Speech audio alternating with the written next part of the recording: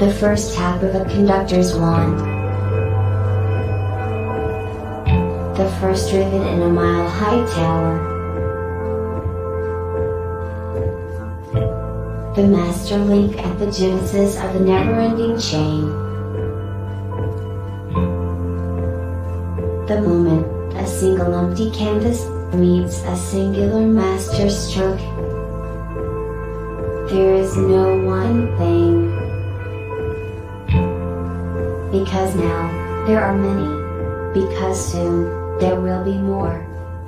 Because one is ever the beginning. Like the first link in an infinite chain, or the first rivet in the tallest skyscraper. The master stroke is found in the masterpiece.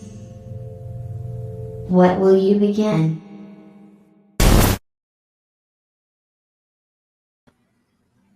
Hello, hello. How's it going? Hey, Sean. How are you? Hey, how you doing, man? I'm doing great. I'm good. I was So, asleep, 10 minutes, but now. 10 minutes ago. Those are the best days sometimes Yeah. when you can literally roll out of bed and do something fun. That's what I did. I rolled out of bed. I was up all night playing Starfield, and How is it? I was like, it's good.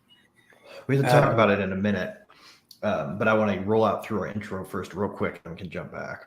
So, welcome everybody. Thank you for joining us here on the World Blockchain Roundtable.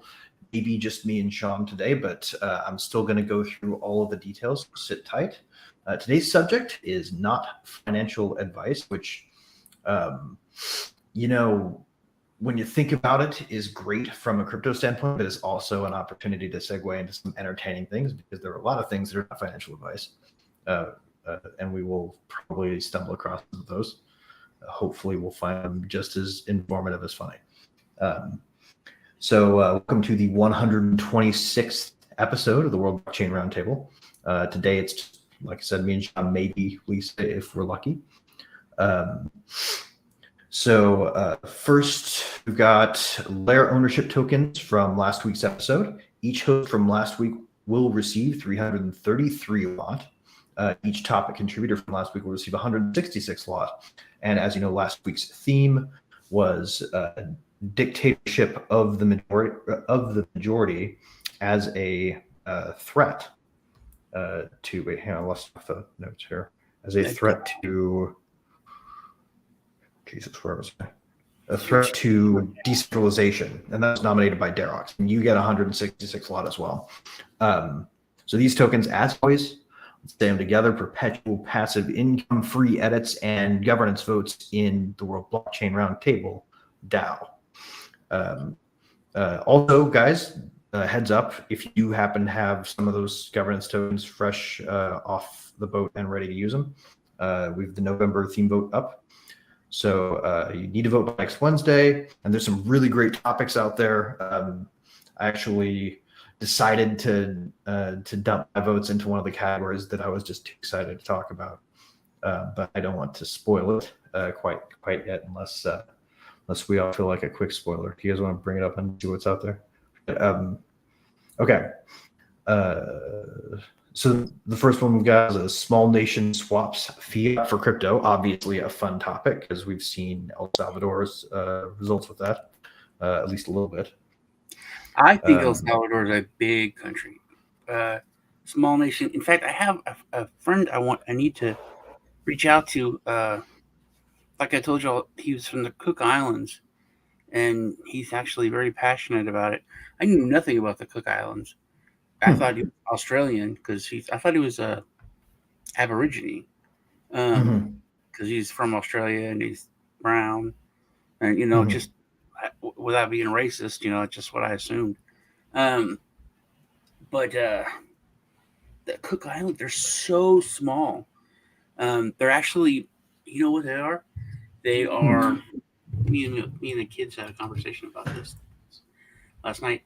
They're like New Zealand's Puerto Rico.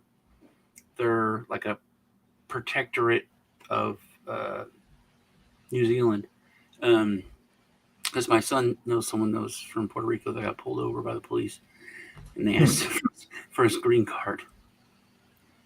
Hey, can you guys still hear me? Yeah. My computer just decided to wig. I don't know what's going on here. No, your audio is actually better than it was, but your video's gone. Yeah, my drive plate from my awesome 2013 era MacBook that has served me so well just decided to crash on me with respect to looks like iCloud Drive. It's very angry with me. Give me. I'm still on here, so we can keep talking, but I cannot do anything but watch the throbber spin. By the way, if anybody has a Mac and they've ever wondered what that multicolored wheel is called, technically, the thing's called a throbber. I have a MacBook. I've never opened it. Really? Yeah, I went I went weird like a year or so ago. I just bought a bunch of computers. They were on sale, so they were on sale, and I bought a bunch of brand new. What were they? Gateway computers, Gateway mini laptops in different colors, and I mean I bought like 15 of them, and then they're on sale at Walmart, and then I saw hey, there's other laptops, and then one of them was a MacBook, so I bought that. And I keep wanting to plug it in and charge it and open it, but I have not. I know I'm talking to myself because I'm the only one here. But hopefully, when Greg comes back, he'll be better than ever. So yeah, but Grand Theft Auto 6. That's odd, but it's a topic. We can talk about that. Killing hookers on blockchain. That we should, if we do it, we should put that in parentheses. Grand Theft Auto 6. Killing hookers on blockchain.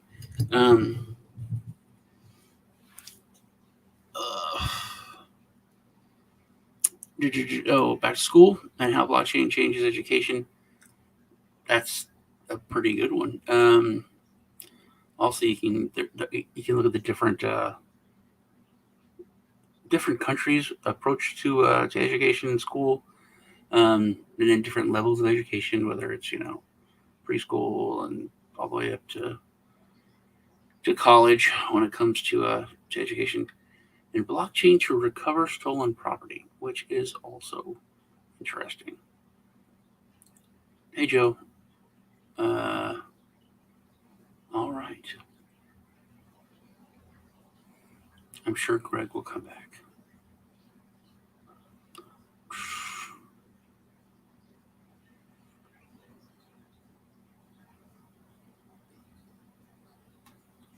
So is this the what we're going over today? This is what we're going over today. The topic for the episode of 126 is not financial advice, which is a little bit funny because I'm a YouTuber, and that's something that all crypto YouTubers say. Everyone says that I'm not a financial advisor. It's not financial advice, blah, blah, blah. I've actually been careful to say that because I technically was a financial advisor. Technically, I guess, am because I keep my licenses, most of my licenses up to date. So I'm not your financial advisor. And I mean, basically, you have to not charge for whatever you're talking about. Hey, JB Grant, and you have to make it very clear, and which I try to do is just to say that this is what I'm doing, this is what I think, and people say this is for entertainment purposes. You can say this is for information. But yeah, that's the thing. It's just for information, or it's for Greg. Yes, he is restarting his Mac from the 1300s. I mean 2013s, and it's coming back in a minute. So if you have any, we'll refresh the page before we hit the questions, I guess. If you have any other want to upvote, then head over to Jen and vote, because we're signing back in. Everything's going weird today, and it is. I didn't have time to make coffee. Just drinking this water, which I hope was mine. It's been opened and it's at my desk. But could be anybody's. Hey, I'm back. Can you guys hear me? Very well. Awesome. I was just subject to a weird cyber attack. All of a sudden, I started getting spammed with requests for my remote keychain password, which was a bad sign, right? Then my peripherals all disconnected, so my camera could no longer be found. That's why I disappeared. Yeah, you are doing a lot better now. You're solid. Oh, Den is down? Weird. Is anybody else able to get to Den? I'm always have problems getting into Den. That's messed up. Maybe we're connected here. Maybe we're finally making some progress, guys. Would it be great? Holy shit! Let's just, until we get Den back, do some current events here, because it looks like we might have finally pissed off a big enough cobra to get a little bit of a recoil. If you're watching, thank you for your attention, and you should really just cut it out, because we're not going to give up. Yeah, I'll give them a minute. Yeah, I can. Yeah. Well, let's give some. We can follow the topic, right? Like, it's a really easy one. Let's give some non-financial advice. I mean, we know what this is about, right, guys? If your questions are up today and we don't incidentally answer them in some indirect way, we will find a way to count them. It's just one of the best topics for there just to be us. I mean, I'm a YouTuber and you're a former lawyer. It's actually pretty perfect. Yeah. So I think there's like a serious angle we can take on this topic, right? That I think probably bears touching on. When you think about financial advice and that phrase, not financial advice, where do you usually see that? When people are giving financial advice. Right. Or when someone's trying to assiduously disclaim financial advice, right?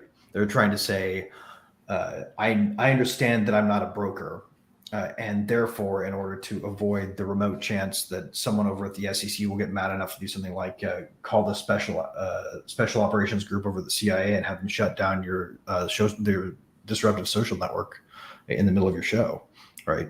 Because they're threatened by it, then they can't come after you, allegedly, right? It's like an incantation people say to protect themselves from aggressive regulation. But ultimately it doesn't work, right? Because it doesn't actually protect anyone. So even if you have a genuine regulator who really wants to help people, which, yeah, I know, oxymoron, or at the very least, the unlikeliest thing ever. That thing, saying it over and over again, numbs people to it. Like Sean, have you heard of that disclaimer that they were required by law to put on things in California that may cause cancer? Yeah. Apparently, finding out whether or not something caused cancer, according to the state, was such a pain in the butt, and the list was so comprehensive and arduous, that companies just started putting them on every discrete product that they sold as a solution, right? So if they label everything with this thing, there's no way they can be out of compliance, right? So you can like go into the grocery store and peel the label off an orange, and right next to that in California, warning, this product may be known to cause cancer by the state of California. You know what's something that's funny about that is that, growing up and seeing that, it does make you feel like, man, California cares more about its citizens than my state does. It just because California requires blah blah blah, this might may cause cancer. It is, if it's a like a bullshit psyop kind of thing, it does work. Yeah, yeah, no, absolutely. Absolutely. But if you really wanted to tell people that something wasn't financial advice, how would you do it effectively? That's the question that I want to know. Like, if someone wanted to say that and mean it with all their heart and actually get the message across, how would you say it? Well, I think you say it, and then if you're, for me anyway, I usually say this is what I do. I'm putting money into this because I think this is going to do this. Mm-hmm. Um, I could be wrong, have been wrong. I'm not telling you to. I'm not your dad. Um, but this is what I'm doing. Uh, Right. and this is why I'm doing it. And it's just for. I mean, this is you say my YouTube channel is for document. I used to say that because it really was just to kind of document my journey through crypto, and learning more about it, and looking at different projects, and Mm-hmm. what I thought about it, or and then when you have like a following and you have a channel, then it's also kind of looking out for everyone else. I remember there was one, this cloud mining, like when I first started, and that's when I realized, because they like, wanted me to look at their project, and I did, and I was like, oh my god, this is a horrible scam. And I was like, it's actually a pretty good scam, but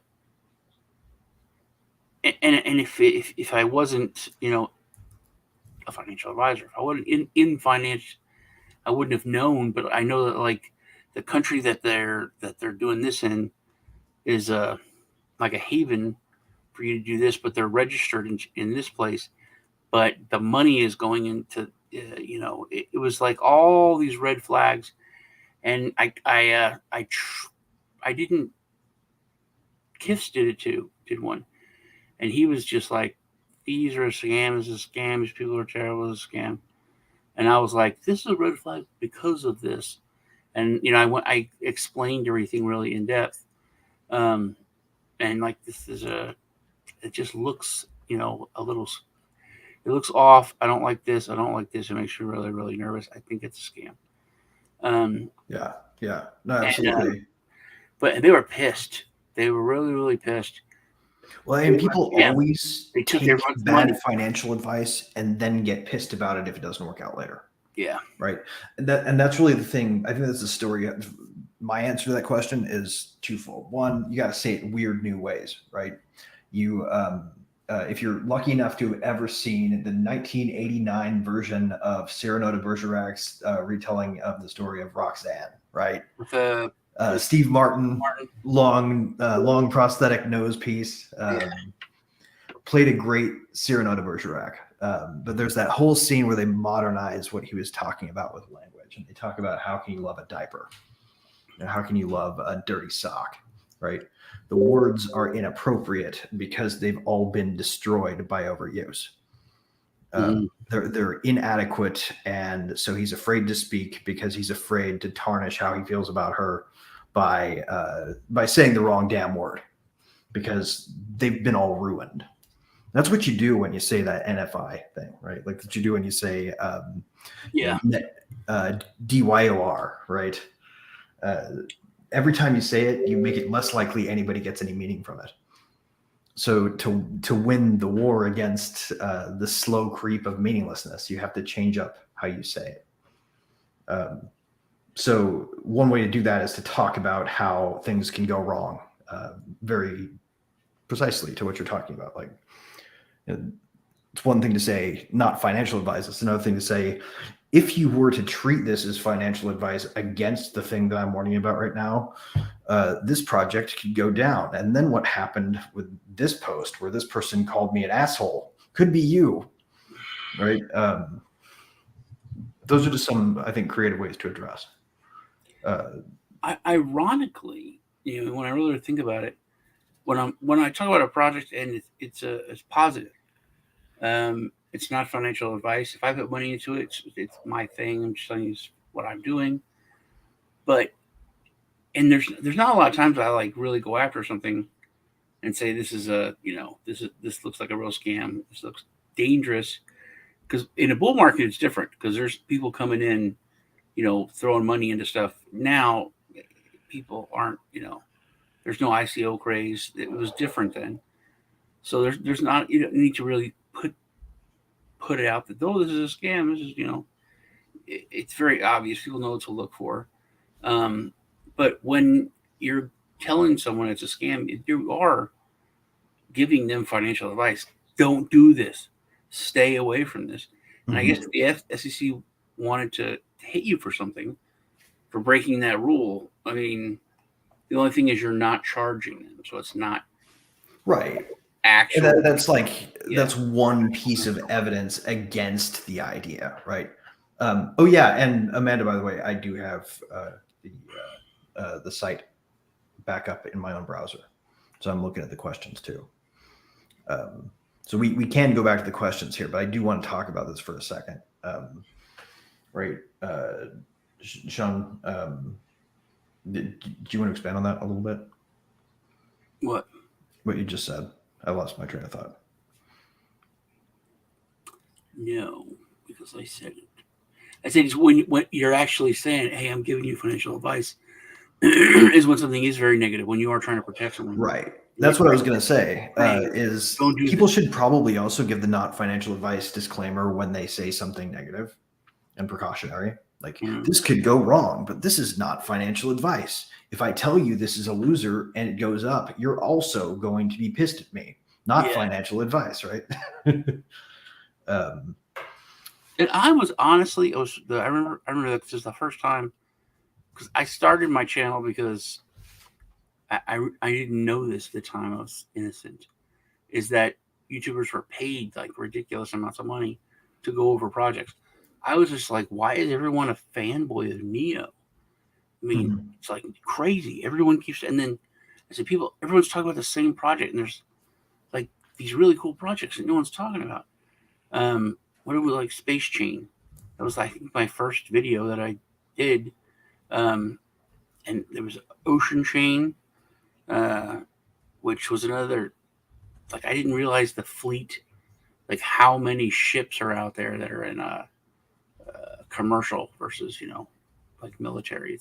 It's a huge number, and they have like no way to communicate with each other.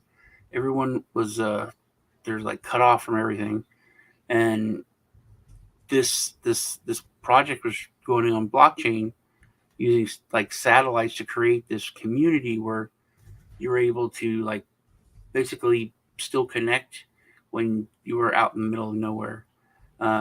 Just things that I thought were really, really cool projects that no one talks about. So that's why I started my channel, because nobody was talking about all these projects. So then for me to find something that was like terrible, I wouldn't have looked at that, because I didn't think it was that interesting or cool. It was just a cloud mining thing. There were lots of cloud mining projects at that time, which there's not a lot anymore because, well, it's a bad idea. It's taking everything good about mining crypto and putting centralization and putting it in someone else's hands, which usually always ends up badly. Andre, I'm not doing a giveaway or anything on this show because this is hosted by Dragon Chain. I just like also show it on my channel for. We could do a rando NFT giveaway. Yeah, I got in on and nobody's bought my relisting of the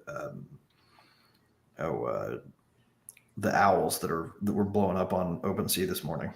I happened to wake up early and they launched this weird project with the pixel owl art. Mm-hmm. And I saw the activity. I was like, what the hell? I'll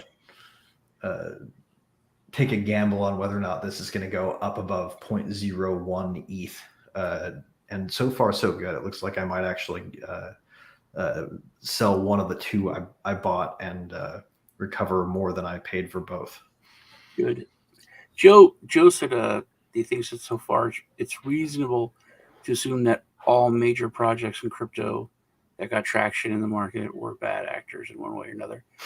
I don't.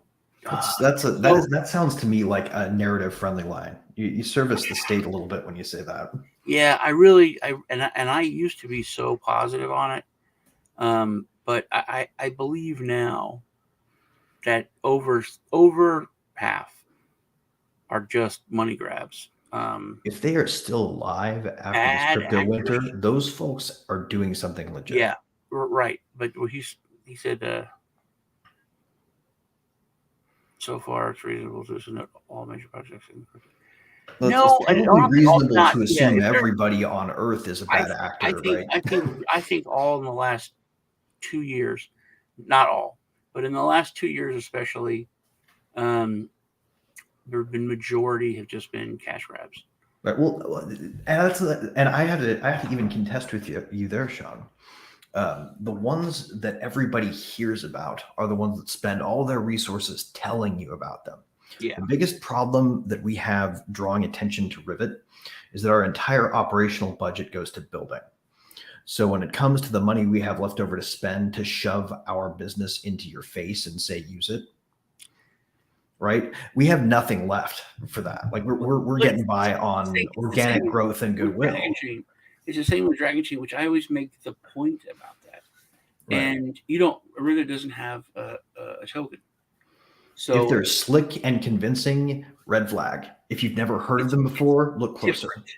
But Dragon Chain does have a token, and that is there's people that come in the chat and they talk crap.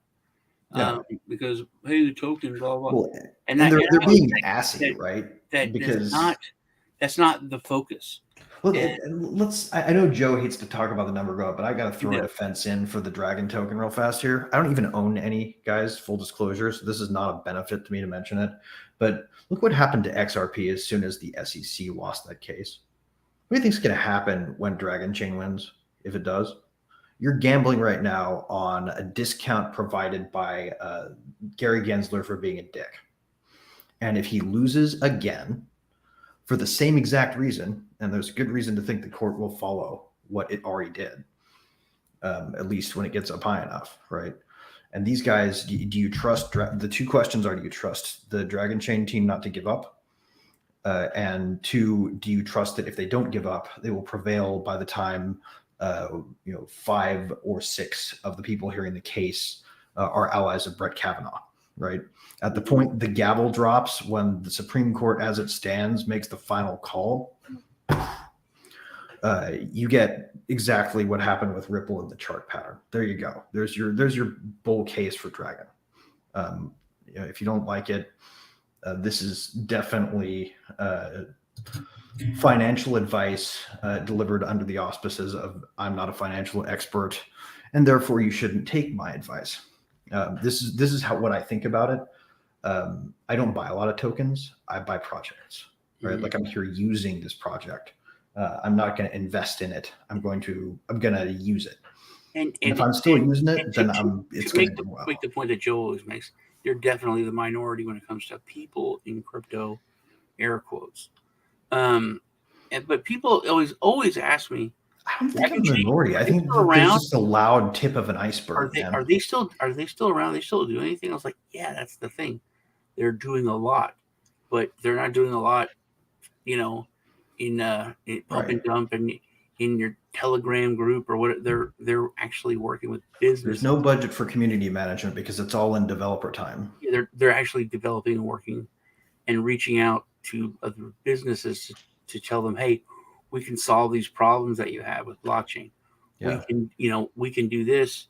Look at this amazing thing we can do. If you they're just producing. Here's a fun segue, Sean.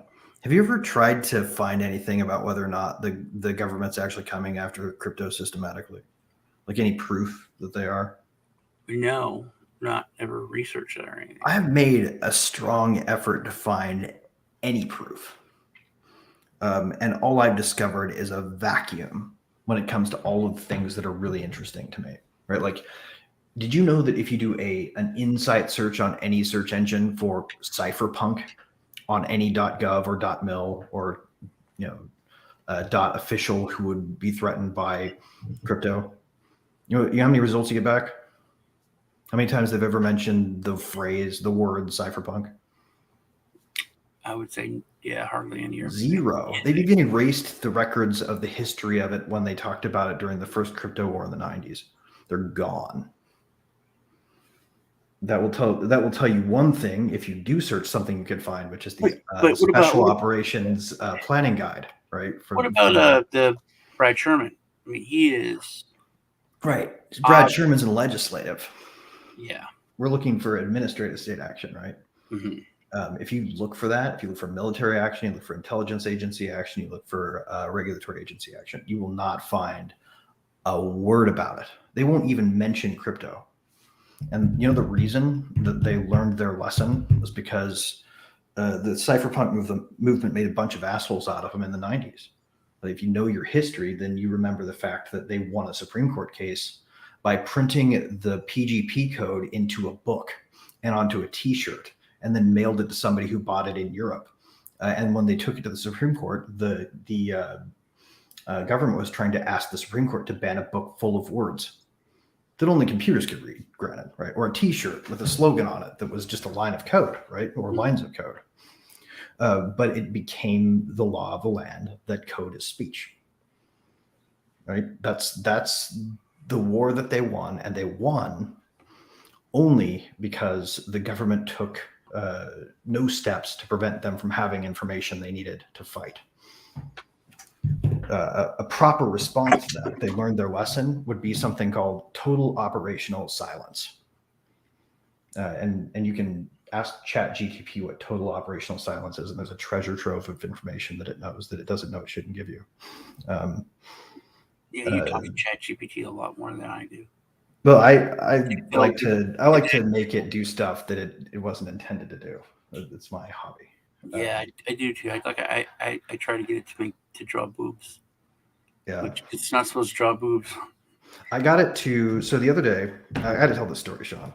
The other day, and I'm working on an article that's going to tell this in full, so I'll try to make it short.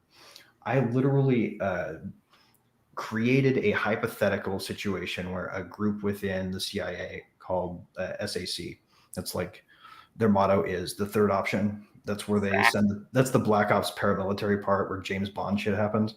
Mm-hmm. Within SAC, there's a group called PAG, and that's the group that does information warfare, but on the paramilitary level.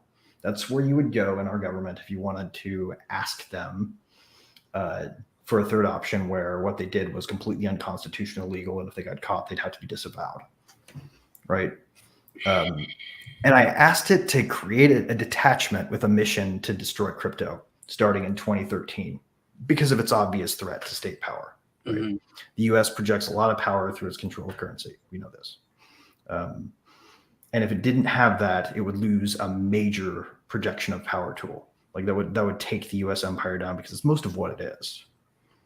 If Rome is going to fall, it's going to fall in terms of nobody giving a fuck what the Fed governors think and nobody caring what the State Department's OFAC group does, right? I think it's so weird to those are the roads that lead to Rome. It's so weird to be an American because we're so self-centered and we care about America. We don't use the fucking metric system. I mean, we are so oblivious to everything else. Yep. Everything else is a vacation spot. But I gotta ask you to bear with me, man. But in talking to people, it's so odd. Like when I think about money, I think about dollars. This is worth so much dollars. It's just dollars. I can't imagine thinking about other currencies compared to it, and every other country does. They think about dollars, and it's just like even euros.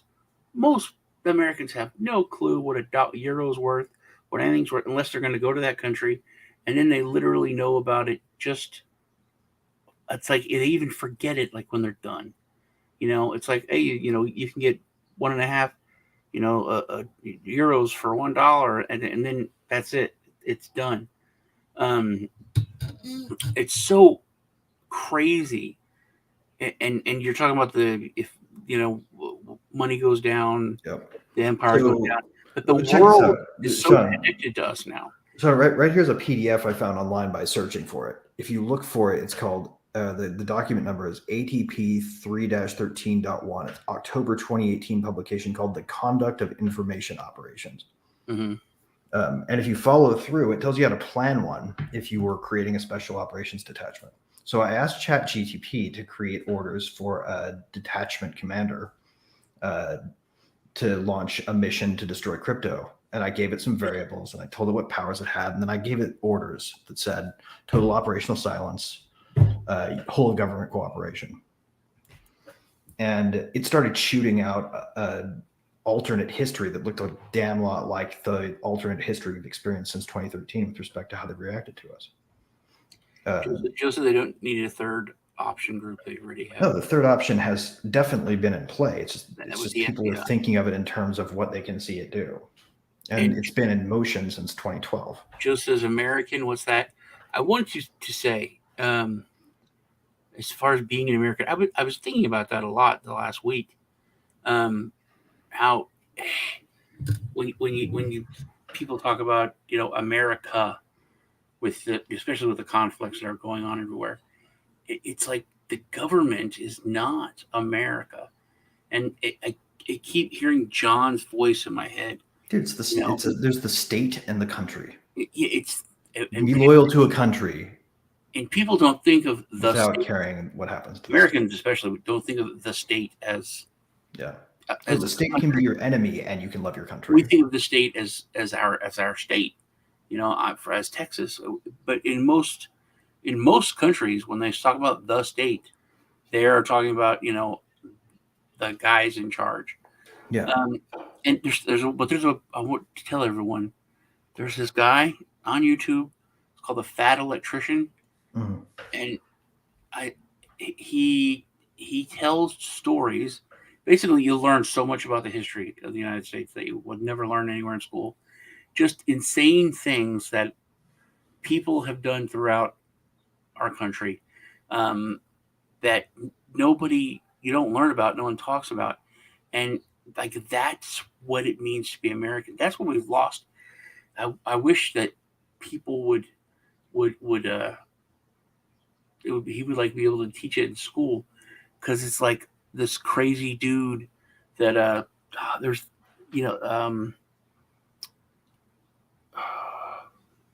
like Inglourious Bastards, Mm-hmm. like the real guy who did that, I forget his name, but like the things that they accomplished, the things that they did, it's unbelievable. And if you listen to some of these stories and some of the things that just regular people have done that like change the world, and nobody talks about them. Yeah. It's really, really cool. And that's what America is. Who knows Norman Borlaug's name? No. Anybody? No? Okay, Norman Borlaug probably saved more human lives than any other human to ever exist, because he created the agricultural revolution that made it possible to quadruple our food output. He's the reason that the Malthusians are wrong as of 1950 going forward.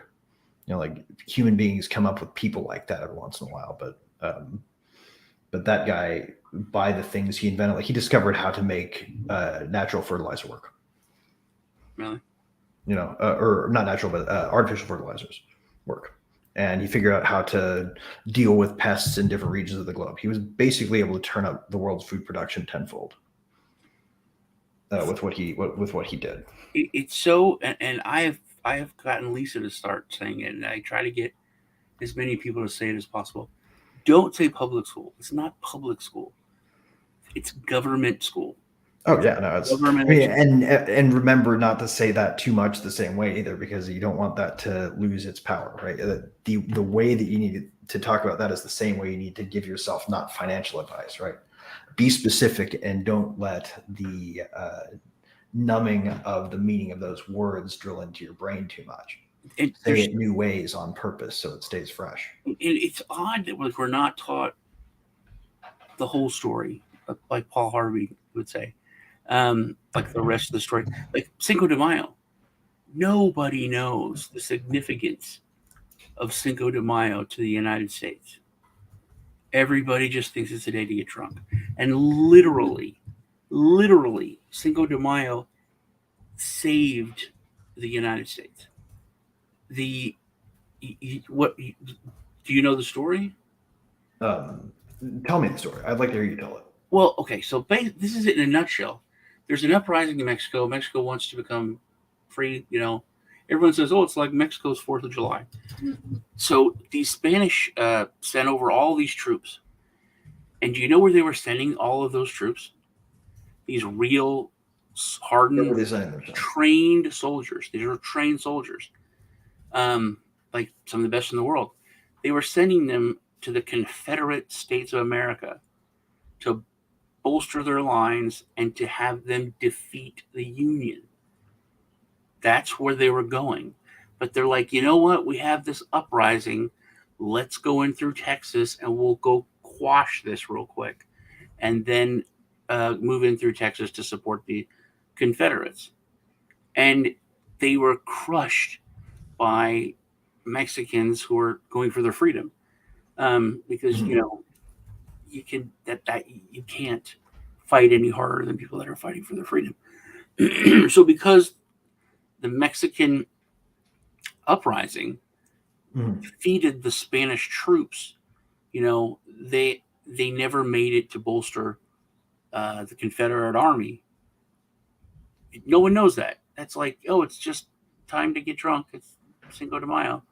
They literally helped. And then Russia had done so many things to make this country. During the Revolutionary War, England demanded that they send troops, and Catherine the Great said, "No, we're not gonna. In fact, we're gonna send humanitarian aid, but we're not." And England was pissed. They were like, "What are you gonna do?" And during the Civil War again, this one dude who his story is insane.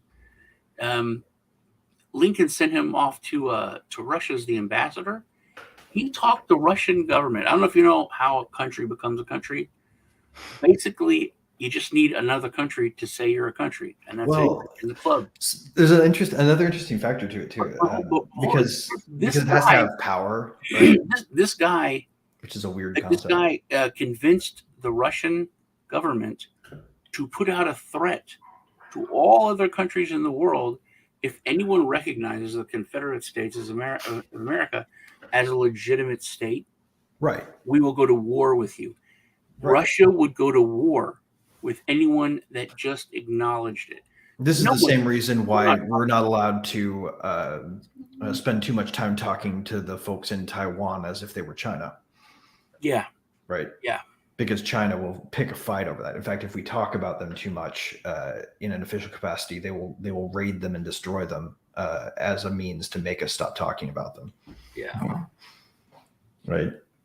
I watched for Family Night. It's weird how this show always does that. Whatever we do for Family Night, the next day, it's somehow relevant. Yep. The Meg. We watched the Meg 2. Oh, it's a good one. I was really top. Skeptical of the Meg. I thought it was going to be like it's the dumbest. Somebody doing their very best to capitalize on how lucky they got when they made Sharknado. Right? Yeah, it's going to be cornball, but it's going to be like Snakes on a Plane cult classic. It is. If you say, but the Meg actually ended up being an entertaining film in its own right. Like it deserves credit for what it did. It was actually genuinely entertaining. It was hilarious. It was hilarious. And if you think normally that Jason Statham's a wooden dude, he's actually pretty dynamic in this.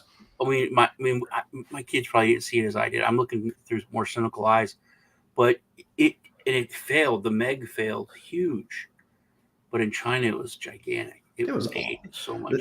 The whole movie was made by that dog that could have died but got away. The dog, still the same little dog that was in. That was Peter Jackson-esque storytelling, and I can prove it because you guys remember Lord of the Rings. Those kids who were like running from the orcs, and then they found them, and they're eating soup, and she goes, "Where's mommy?" And then later they arm the kid in the cave and send him up to the wall and at Helm's Deep.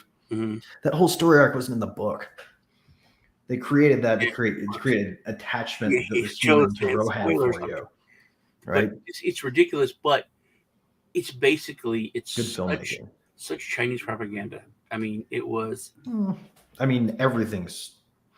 I'm kind of like black-pilled when it comes to people's capacity to not hand over everything to an all-encroaching state as a natural side effect. When it comes to the entertainment industry, it's very, very bad. I don't know. I think China is emulating us, and we're just not really well aware of how bad we are about becoming totalitarian. Speaking of totalitarian, we should go to the questions. Yeah. Oh, yeah. We're totally bogarting. But it's us. I mean, what do they expect? Right. I get. Yeah. There's literally nobody here to try to get us to be pithy and not ramble. Yeah. You and me, man, we'll go on a tangent. Yeah. With a capital freaking T. All right. Let's do some questions. Wait.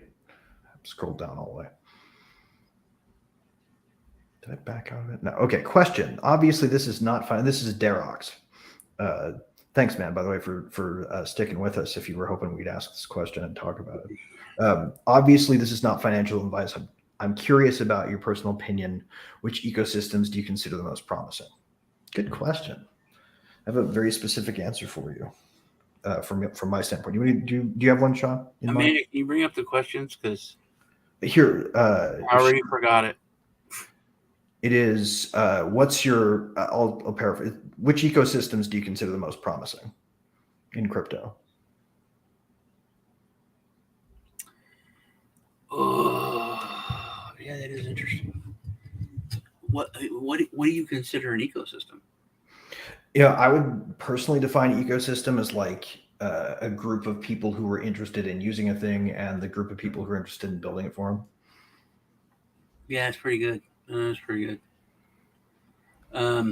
I think Monero is a juggernaut that is like a sleeping giant. I think that people don't know how, I think Monero's ready to go. Yeah, I think it's the bear or the dragon or the bear that whenever they hit it, it will awaken and it will fight back. I think,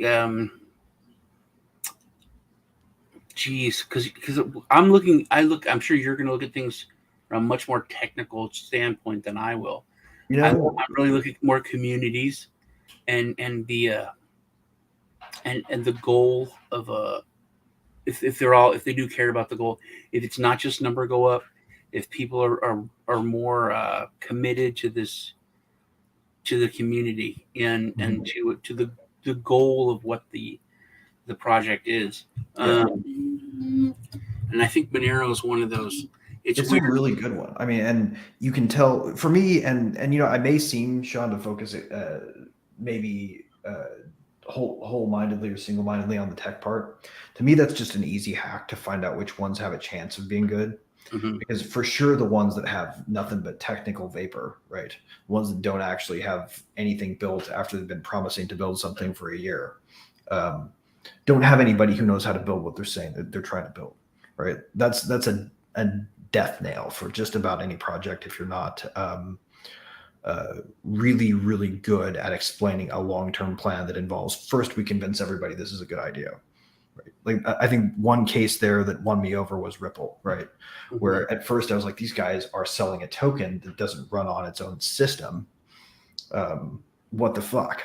They have a separate system that they could be selling a token on. And they're not. What the fuck? And then I paid attention for a long time and got that they were legit in what they were trying to achieve, but their plan required a lot of buy-in before they started constructing things for the people who they intended to sell it to, right?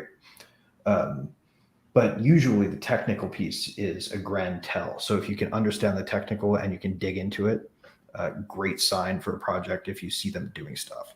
Now, if you try to do that and you see no good reason why they can't show you any of those things, then you've got yourself a red flag, right? Any project that ought to have done what it said it could do, and has been claiming that they're making progress, but then when it comes time to show you the beef, right? They won't open source the libraries like they promised. They won't show you any code. They won't do any tech demos. All their videos are polished PR bullshit. And you run into a project like, oh, they've got a great communication team and nobody knows who to hire to build it. They thought they could hire the developers from LinkedIn, and that shop from somewhere claiming to be in the Eastern European former Soviet bloc is going to come through with your product exactly as you want it. It doesn't work like that. They'll take your money and give you like a tech demo you can't show anybody because it's not quite complete. Great way to start if you know who you need to hire to finish. Yeah, Joe says it. I mean, I say ETH, but then scalability, bribes, etc., etc. Yeah. For me, the really most promising project in the whole ecosystem of ecosystems right now is Farcaster Network. I have been so impressed with Warpcast, just so impressed with Warpcast. I'm not on Twitter anymore because it's so goddamn good. And it's not just because the app is a better copy of Twitter, because it's really not there yet. Like the UI is not quite up to the Twitter app or X or whatever. But the community is just full. Like if anybody's ever been to a crypto conference before 2019, like before the ICO boom, before anybody who wanted to make speculation money off of it without learning about what it is, really cared about it.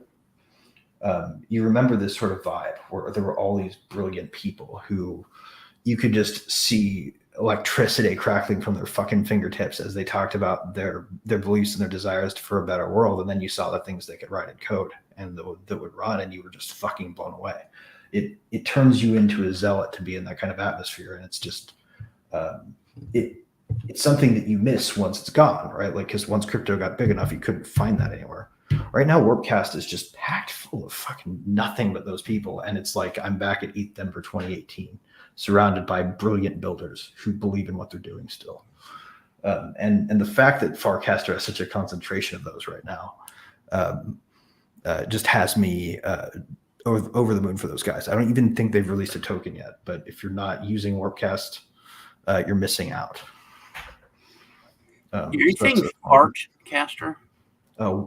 Warpcaster or Warpcast. Farcaster's the network. Warpcast is the client.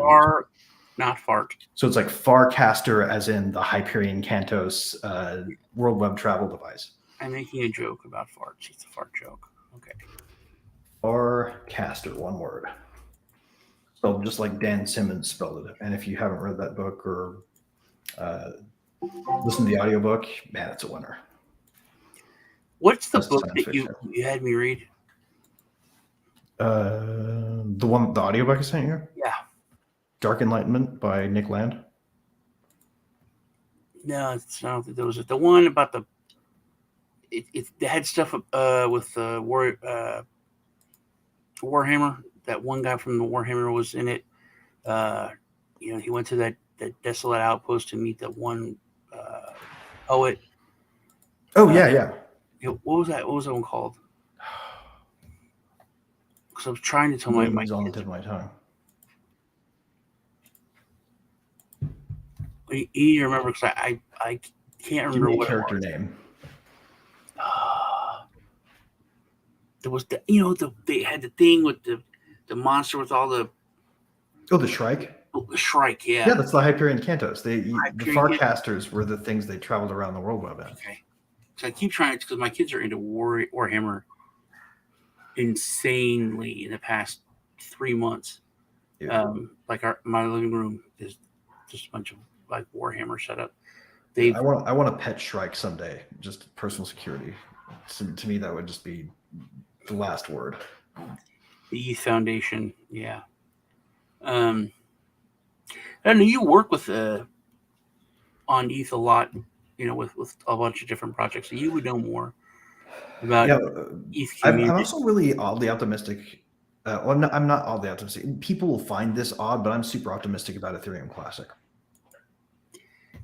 You know what? I do. I understand. I used to be, and There's people who'll quit, man. I have given up on it also. Full disclosure, they run a lot of volume through us. So I see how many RBC requests we're running every month, and a lot of them come from that network. So it's lively. It's running through the crypto winter doing stuff, and I don't know half of it, but there are sharks patrolling those waters. Something is going to emerge from there that's going to be cool. I always had like the underdog hope that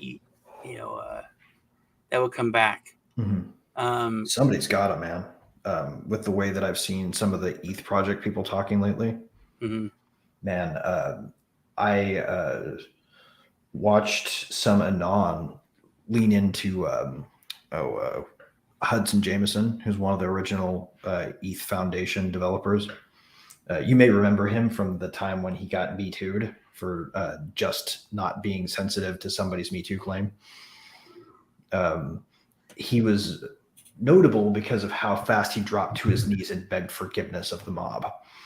And now he's turned into a total dickhole about every social issue. We really should have talked more about the Me Too movement last week, when we talk about like the dangers of the.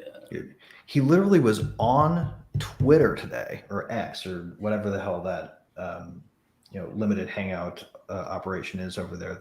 They've got Elon Musk running for them. I've lost a lot of faith in Twitter and X for what it's worth. Mostly because if you're on crypto Twitter, you know that you get 20 views, and if you complain about it, they've got an army of people ready to complain about you for complaining about shadow bans. I think it's very interesting about X and like Russell Brand and Rogan to show how bad things are, like the level of control that they had, and now that it's threatened. I mean, all these laws that they're trying to push through are just. Well, I'm worried about the upcoming EIPs in ETH because of the way that Jameson was talking today. He was literally talking about like this joke that somebody made that was literally a jab at anybody who thinks public goods are unsound economically, conceptually, which, by the way, if you think that, gold star, there is no justification for the concept of public goods. They are a justification for government growth.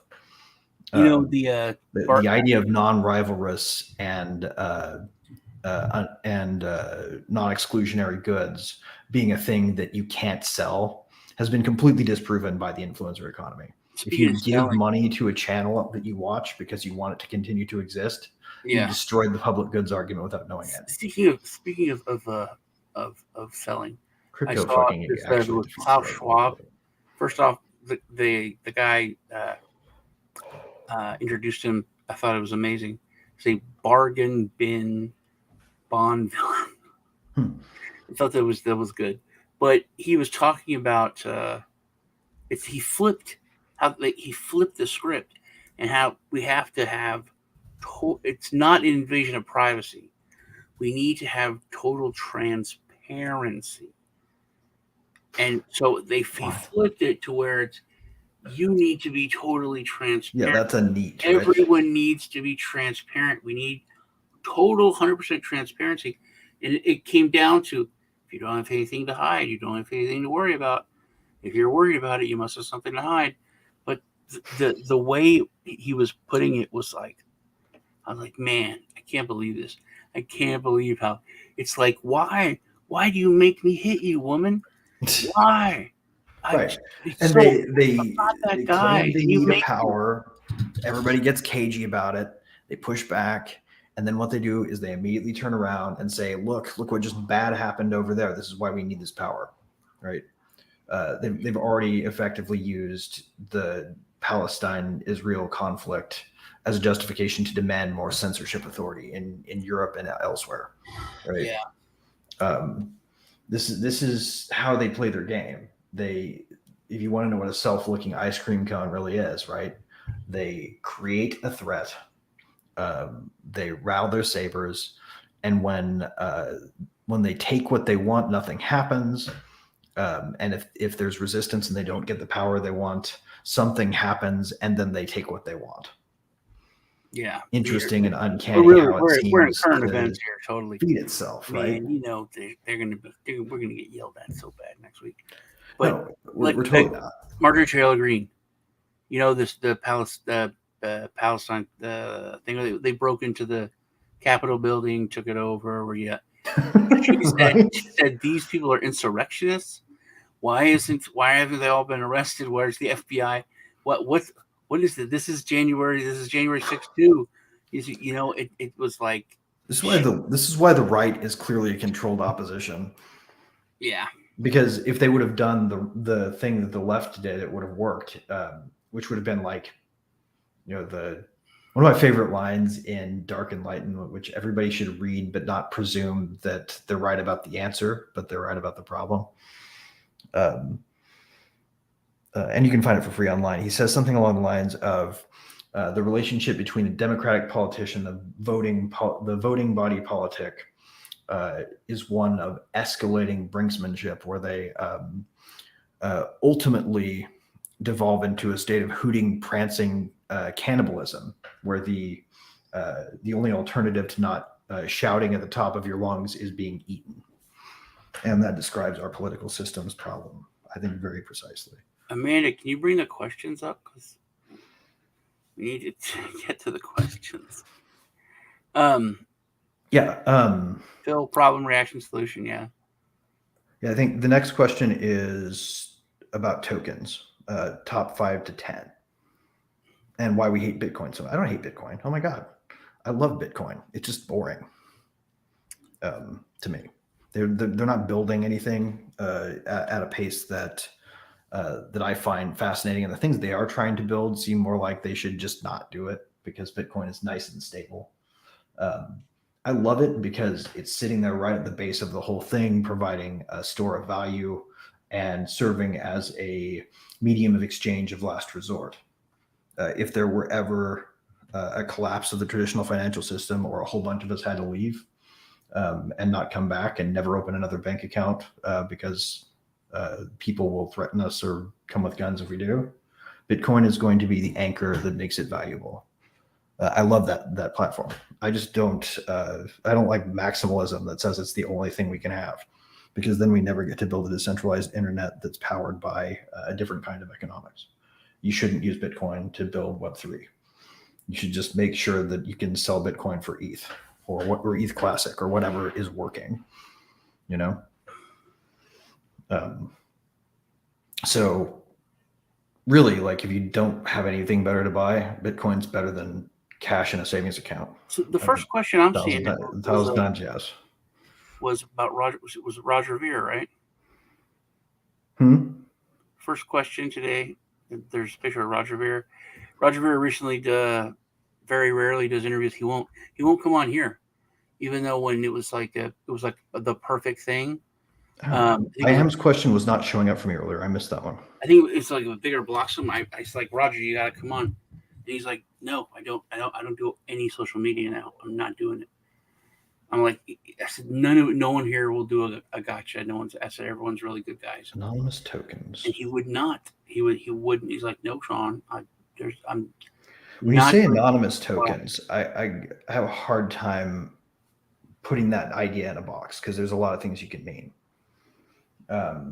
Like, I really like Secret Network a lot at what they're doing, because they're basically trying to build ETH if it had been done in the vein of the privacy cryptocurrency coins, right? Mm-hmm. If you wanted to do Monero plus smart contracts, because Monero was like Bitcoin plus privacy, if someone tried to make an ETH analog for that, it would be Secret Network. One thing I think has caught my attention is that, especially with the new political climate, which you should go to Brandon Herrera for Congress.com. Check out Brandon Herrera. Don't. People This is not financial advice, but don't vote. people Don't are make your voices using heard. words that Voting like is a fucking scam. like will primary them. That because it is true that people think once they're in, they never have to worry about fighting anyone except for the other party, and then it's a scam. But do you think they really think that, or do you think that they just know they have to put on a ruse? I feel like they're a lot smarter than they let on. I don't think like 2 anyone orders of thinks they have magnitude. to worry about their own party putting someone up against them or being primaried. And people are using the word. We need to let people know, hey, if you don't do what you're supposed to do, we will primary you. Well, I mean, and that not is just the other side. a new thing. Yeah. For the last it was an Obama administration innovation, or no, it was a second term Bush administration innovation by Paul Ryan. He started the scraping of control away from any non-tenured member, right? House leadership became the thing that controlled the House. They're like 5 or fewer representatives at any given point in time that can move the House of Representatives to do anything. It used to be like that, right? You used to actually have it such that all of the members could bring forth legislation. Nobody could stop them. That doesn't happen anymore, right? They treat the backbench members like they're fundraisers, which is how they use them, right? They say, you go make money for us, or we primary you and find somebody who will. But also terms like decentralization. The average guy and gal is now talking about it. I think one of the biggest reasons because of like Brand and Rogan and just people that talk about the evils of centralization, and to say that's why keeping things decentralized is so much more important. People are starting to see that and to use those terms, and the fact that people are talking about, some of these people are just so old, they don't know about the world. They don't know how the world works now. They know how Washington works, but they don't know how the world works anymore. They're so, and they've always been out of touch, but they're so out of touch with reality now. It's not that they're out of touch with the common man. That's been a problem for a long time, but they're so out of touch with reality that people are, they're starting to wake up to that. But I love how people are using these terms. Decentralization. They're talking about what money is. These are becoming political issues. They've always been for me. Like if you're running for anything and about cryptocurrency and the importance of Bitcoin, importance of centralization, then it's like you're on board in my book for so many other things. You're for liberty, for freedom, because you understand why those things are important. But that is something that's changing, a good thing that's changing. Where am I? Here we go. Do you think the purpose of anonymous tokens can give you examples of how they might be used? Dude, with CBDCs, there's too many examples of things that anonymous tokens will be used for. Here's here's perfect one. ATF, they shouldn't be around. So this happened a couple of weeks ago. These 2 ATF agents went to this guy's house and he was filming them. And they're like, hey, these triggered things of the, there's been a law passed and they're, they're illegal. That mean they're considered a machine gun, even though they're just a little piece of metal. And, you bought one. So we wanted to you can turn it over to us. And there's no problem. And then the guy was like, well, he was like, no, I'm not going to answer your questions. This is unconstitutional. Actually, you didn't have the law passed because you're not Congress. You didn't pass the law. You're just you're an enforcement agency. So he went through all that, but what was never answered was, how do you know there's not supposed to be any list? But if you use a debit card now, or Mhm. any kind of debit card or credit card, that's it. There's a link to you and that purchase when it comes to anything. That's why cash is so important. And if they do go to CBDCs, there's no cash anymore. It's 100% trackable. That means an example of anonymous tokens would be anything you buy, because it's total surveillance without anonymous tokens if money goes completely digital. Yeah, absolutely. Well, I mean, it's hard to say too specifically, I think, whether or not something is really anonymous, right? Because anonymity is a broader security practice. If a token doesn't undermine your anonymity, then it can be an anonymity coin, right? But technically, you can be anonymous with Bitcoin or ETH with pseudo-anonymity if you have clean operational practices, right? Let's say you decide that you want to start fresh with some assets that you don't really want to be linkable to anymore. You can still use the Tornado Cash smart contracts, even though they're charging the developers. They can't turn that off, right? You just have to make sure that you're either running your own node or using a provider like Rivet that doesn't, by policy, ring fence those off.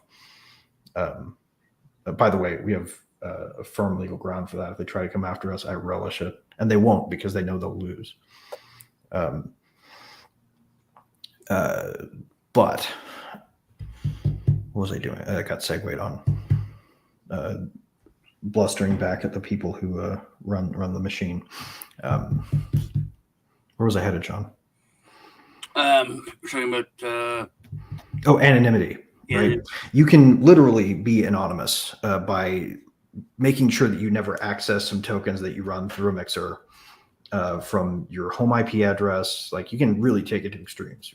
Watch Jacob Applebaum's conversations with a hobo, I think, or conversations with a hermit on YouTube, and you can get like maximum advice on how to be as evasive as possible. If you want to be as private as is humanly possible, just watch that and then try to do everything that he says.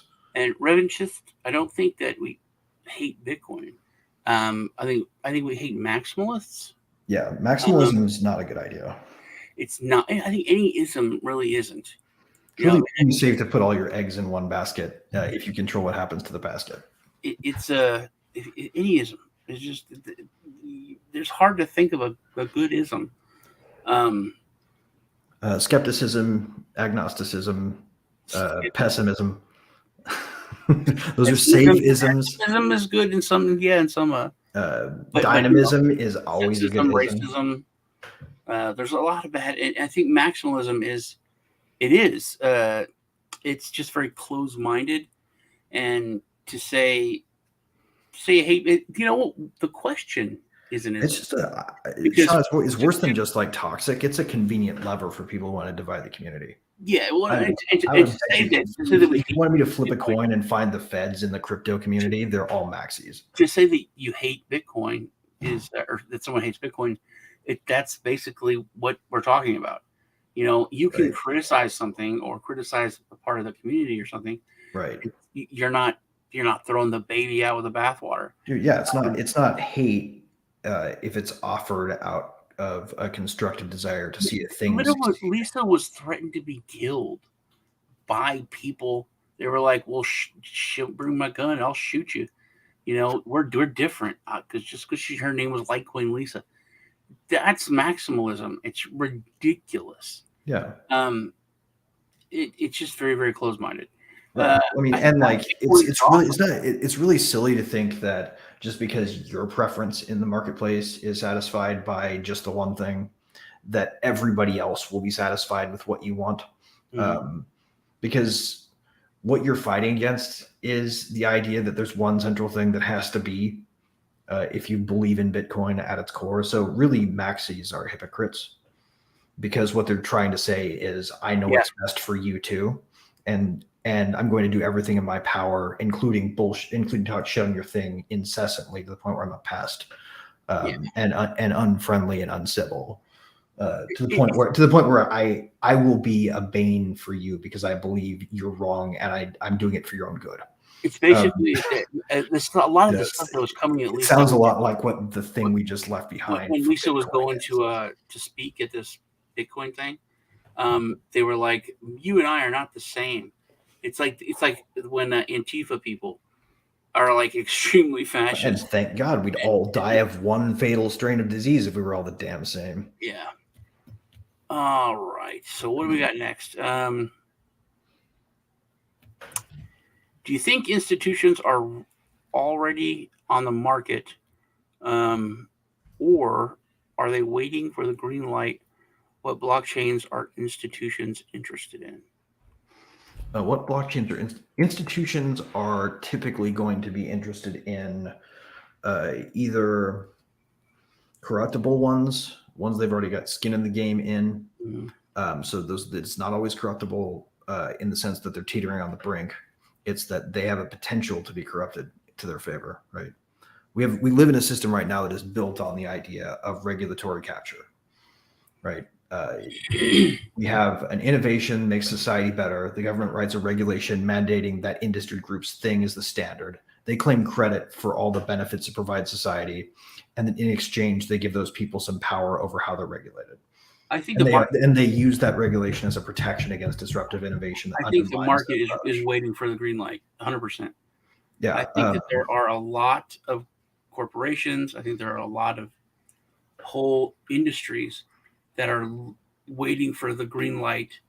I think it's almost because of crypto.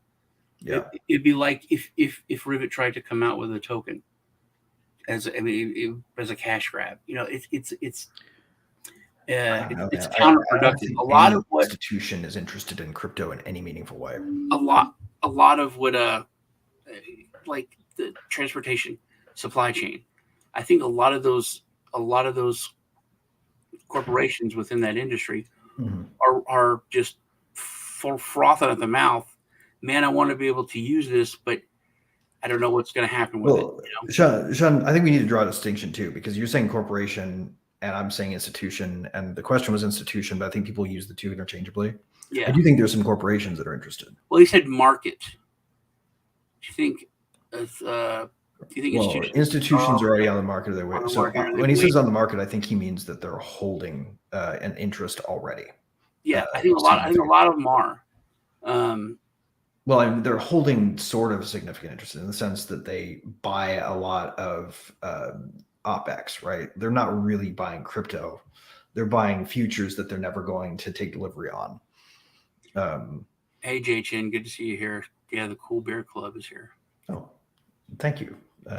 It's really not a compliment to me. My barber did this yesterday, so good dude. Who might be coming on the show? Yeah. Yeah. Pretty cool guy. He actually, it was fun. We had a conversation yesterday that was pretty mind blowing because he like came out as a person who was a full blown dyed in the wool likely target of government because of his dissenting views on everything. And he was afraid to talk to me about it before because he wasn't quite sure if I was one of the new normie zombies. But the floodgate broke yesterday. Is like asking me a whole bunch of shit. This dude came up with a cool thing too. Do you guys know that you can register your car in some states, like Vermont, and they don't have a yearly update sticker, so you can register once, have a plate sent to you by mail, and then like sort of disappear for a while? No. He does that. It's really weird that in Texas, forever we used to have to go to like a mechanic for the safety inspection to make sure your car's safe. And then the registration, you go to the tax office and pay for your registration. And they combine them to just one thing. Yeah. So it's so obvious that they just want your money. And it bothers me so much how much control the I don't think government. they even really want your money, right? Like, it's an obvious fact that they could do better with the tax system. Like, we'd get more tax revenue actually going to pay for stuff like the interest on the debt and nothing else, because they could tax us to nearly 100% at this point, and that's all they could afford to pay. But Yeah. Setting that major systemic problem that's eventually going to blow up in all their faces aside, that they for some reason think they can magically wave CBDC in front of, like it's going to fix the problem with the brand. That's, by the way, I think where CBDCs fail, is that they think they can just be like, it's digital currency. Poof. Yeah. It's not overinflated, right? No, you still have to deal with the supply problem. But I think they jumped. I think because of crypto, and I never really talked about this, but I think because of crypto, it made the bad guys kind of initiate the total control too soon, because it's like, oh no, they're about to be able to pull ahead of us and to take over, so they're bringing out CBDCs, but it's so bad that even the people in the system are pulling like, it off. Whoa, this is too much. Well, I'm all for. They're probably doing it stupid too, right? Like, they're probably like, well, we can't fire these long-standing political siloed administrative power centers at the Fed. We have to find jobs for them. Please create an interface that replicates what they do. And they fuck up their own system by. It's interesting to me how many politicians are against CBDCs. It is very interesting to me. Well, I think it's because they know if they ever let them try to build one, they'd embarrass everybody by failing miserably. The last question is a good one.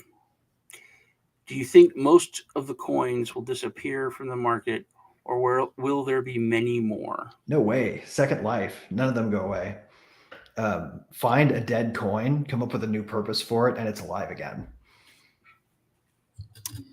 I have a few dead ones on my sites that I'm just gonna want. Like, you guys want to have some fun? I will send you some, because I'm right now the single largest whale holder of the SOX token, which was generated for staking the NFT project associated with the SOC PFP project. I bought like 2 of them because they looked goofy, and I wanted to have a literal sock puppet. And then I staked it because I didn't give a fuck, right? I was like, I'm just going to let this accumulate. And I left it in long enough to become the 3rd largest holder of the damn things. I think they're going to disappear. And I think Greg's idea of disappear is completely different. Like, if you can keep it active. But I think what there's just going to be a graveyard of untouched database entries is what we're going to have. I think that the communities will go away. I think they're going to be delisted from CoinMarketCap and CoinGecko and all that, because I went the past month with doing the new show that I thought would be so easy and fun of gem hunting. It's not. There's just so much crap out there. Sean, we need to talk. There's a lot of good stuff. Well, yeah. Well, actually, I told my friend Lee that we need to have you on the show, and so we wanted to have you on our next show. We need to bring me and the people who lead the projects that I'm going to talk about on, so we can probably get them to come too. But these people I went through like old, to be heard because they can't get through the damn white noise. I went through old projects. Like I was talking to Verge. Remember Verge? I mean, and all these other projects, because if there's, like you said, if they're still here, right, after 2 winters, basically, right, that's like strong. I hope everybody's familiar with the idea of Bayesian epistemology, where you update your probabilities that a thing is true or false or a certain way that you think it might be, based on what you learn as you go. You don't think about statistics from a dumb frequentist perspective, because AI doesn't even work that way. Right? They had to figure out that they had to go Bayesian. So the idea is you start with a prediction, and if you get new information, you don't say, well, that's anecdotal, I'm going to write it off. We don't have statistical certainty. You go weak evidence, right? You add a little bit, a drop of truth to the thing you think is true. You never give it full credit, though. So that's how you find good projects, I think. But I've seen so many that have went away. And I went through it's like going through a ghost town, where when, like an industry pulled out and it killed the town. Like there's several projects, the ones that I always really liked and I thought that were really, really good projects. You can scroll up in their Telegram and it's like, It's like reading, finding like an old scroll or something in the desert. It's history. They're, like you could see it start to die, and then they're like, the team is we're actually closing this out, which we all tried. You've been a great community, blah blah, blah. And like Munch, I loved Munch. It was about bringing transparency into the um, what is it, like the United Way and all that charity organizations. Like the project would have had a DAO that voted on like what they wanted to give money to, and then they sent Munch token and ETH to that project. I was trying to get like Lisa's her charity to be at one of the months, but it was just a lot of like good people, good-hearted people coming together and having and also with transparency for charity organizations, which so many of them are just shit. That's been one of the biggest scams that's been going on forever. It's not profit or not for profit, but the people that work for it go to Hawaii 3 times a year for retreats and stuff. So basically, like you can see that like 15 cents or 20 cents of every dollar that they get actually goes where it's supposed to go.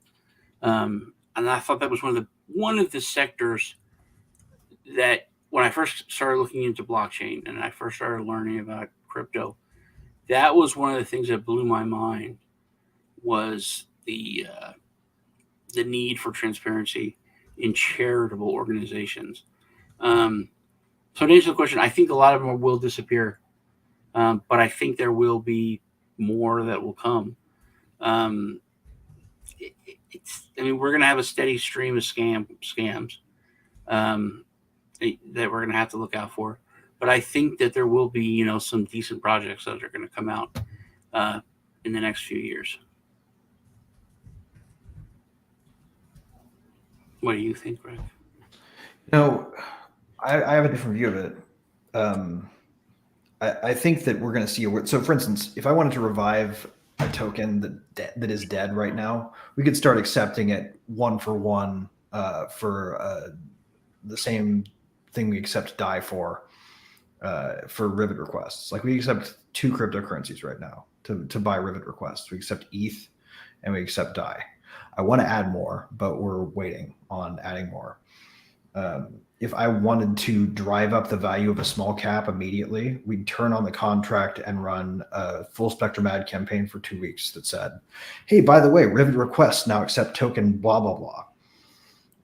Which I could have accumulated an ass load of for 30 cents, right? Mm-hmm. And all of a sudden, it has a use. People can buy it cheap and spend it to get something that they don't have to pay more for, and it'll quickly shoot up to the worth of a DAI. So you're talking about here, like Cult. I thought was a noble idea. I thought it was a solid idea. They're still doing stuff. Yeah, that's the thing, man. You heard your voice. You heard your voice. It's but that is one thing we don't have in crypto. Period. The whole community. There is Jesus. Patience. Anybody who's pessimistic about crypto winter needs to put the graph on 3 to 5 years or all even, and look at the fucking shape of it, and tell me that there's anything resembling anything other than a massive bull trend. You can draw all the lines you want on that damn thing, and there's no escaping the fact that it's like a 33,000% gains over the last fucking 15 years. Seriously, we're in the biggest bull market of a thing ever, and they convinced us we're in winter. Crypto, about long term, they're like a year to 3.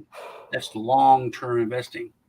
You talk to a regular person, it's like 10 years, dude, 15, 20 years. There's one piece of practical advice I'll give, not financial advice. Fucking buy your crypto in quantities you can afford to forget about, and then try your damnedest to forget about them. Yeah, put them in a wallet you don't regularly access. Best would be a ledger that you can drop in a place where you will have to struggle to remember which box you put it in, never go back for it. That's what John always said. Without. He said, don't worry about the price. Yeah. He said, if you're putting in more than you can't live without in any scale, then you're putting in too much. You get it and you forget about it. You have to literally think long term. Right. And if you did check it, the happiest Bitcoin whales were the ones who didn't remember that where they even put the Bitcoin they bought 10 years ago. I wonder how much about it for a decade. I wonder how much Bitcoin was lost from those days.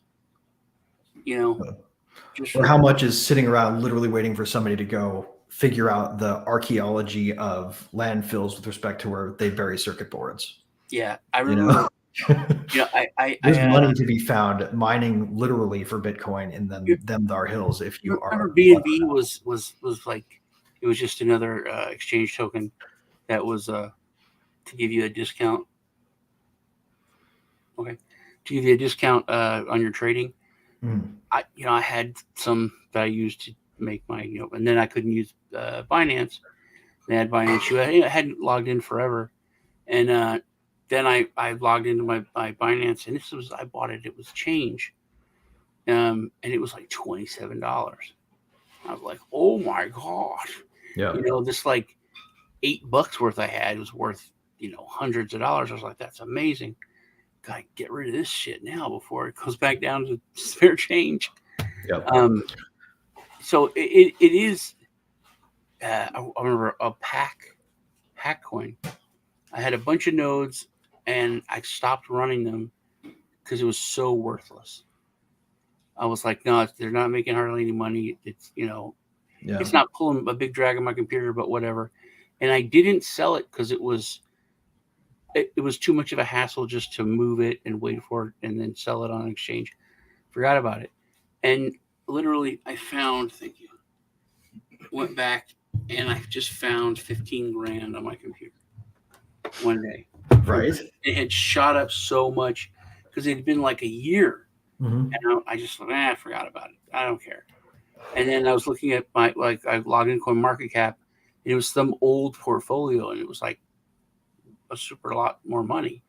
Like, this is what? And then I scrolled, and it was like the pack that I had in there was like, and the whole time I didn't believe it. I'm like, this isn't going to work.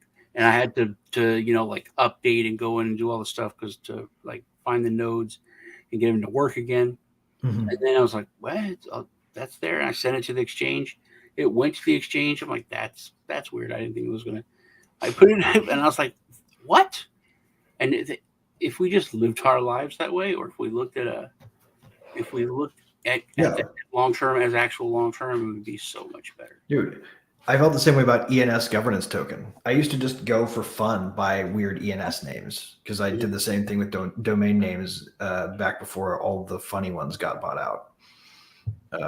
For a while I had some really crass ones that I can't even probably say without getting our feed dropped, but anything.club is funny if you put a curse in front of it. Yeah. So I guess we're done with the questions for the day. Yeah, we did make it through all the questions, and whoever did try to dump us offline, they failed, although they did make it difficult to get Amanda back, which sucks. Yeah. But it worked. Good. Speaking about the cussing, it was a long time ago. I worked for it was Best Buy, the reward zone, and people would call in if they forgot their password, and we would give them their password. People probably had crass passwords. They did, and they would be so embarrassed. Well, think about how you feel, right? Like it's funny. You have to say it in the store. I gotta say, I gotta like say and cuss, and they're like, "Are you sure?" Oh, I think my wife set that up. It was. You should have a password restore policy at those places that was like a grocery store price check. It'd be really funny if you had to say it over the intercom. Yeah, but that was. It would defeat the password, but it would be amusing.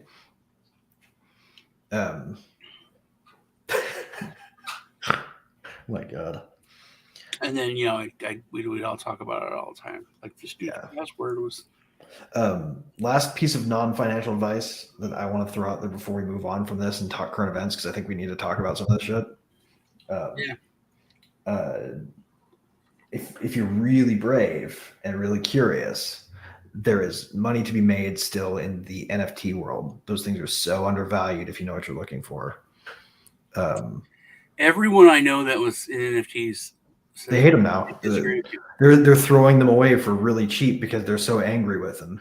That means anything that was actually legit that you can still buy is being tossed out angrily by people who are taking their toys and leaving.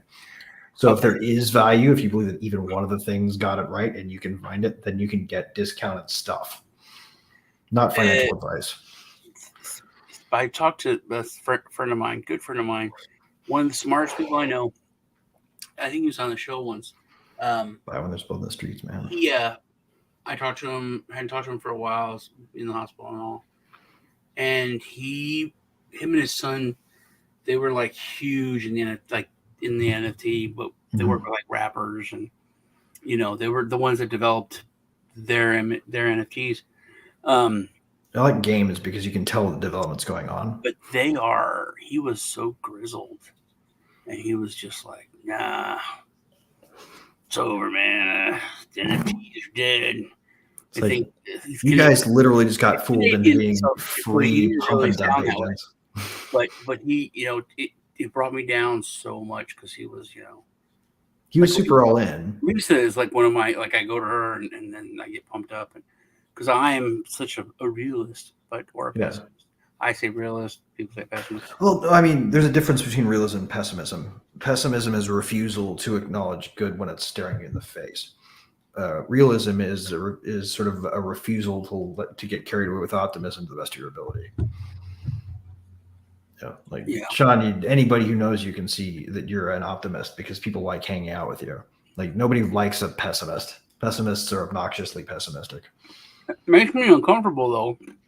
Well, I told him it doesn't make me uncomfortable, but it makes me uncomfortable, like, because he was someone that would always pump me up, and now I'm the one doing it for him. I'm like, dude, this is weird. You got to stop. He's like, no, I think it's going to happen. I think crypto will win, but I don't think it's going to be in our lifetime now. Oh, that's totally silly, right? I was like, no, man, come on. Because the system that we have is way worse off than crypto. Yeah. Like, if one is going to win and the other is going to lose, and it's a longevity game, the way that you beat them is not giving up. So pull yourself together, man, and go find a project you can get excited about again. And this time, keep your day job until you're pretty sure that it's worth it. It's fine to get fleeced if you learn from it the first time. All right, so let's hit current events for the next 20 minutes. Yeah. So the one everybody's going bonkers about right now, obviously, right? Israel, Palestine. And not what I want to kind of point us at is not, which side is justified in the debate, right? What I want to point a finger at right now and consider is, what do you think, Sean, about the way that the polarization has set in so aggressively around the two sides of the argument, which is, invade immediately, or even if you're going to be reasonable, the reasonable side of this is windowed for us already. We've got, Vivek Ramaswamy saying, oh, just pike the heads of the people who did it.